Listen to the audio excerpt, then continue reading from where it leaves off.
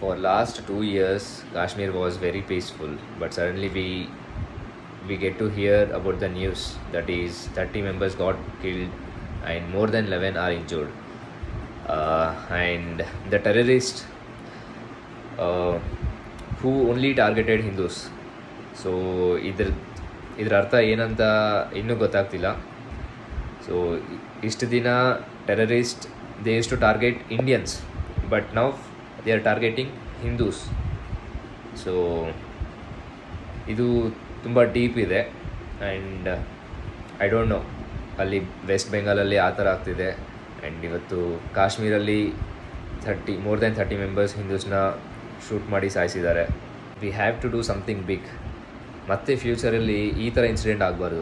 ಆ ಥರ ಸ್ಟ್ರಾಂಗ್ ಆಗಿ ರಿಪ್ಲೈ ಕೊಡಬೇಕು ನಾವು.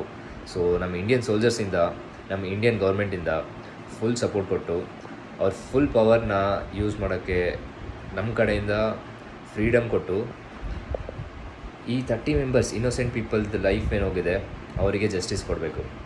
ಸೊ ಇದು ಏನಾದರೂ ಮಾಡೋಕ್ಕಾಗಿಲ್ಲ ಅಂತಂದರೆ ನಾವೇನು ವರ್ಲ್ಡ್ಸ್ 4th ಸ್ಟ್ರಾಂಗೆಸ್ಟ್ ಕಂಟ್ರಿ ಇದೀವಲ್ಲ, that will be a joke.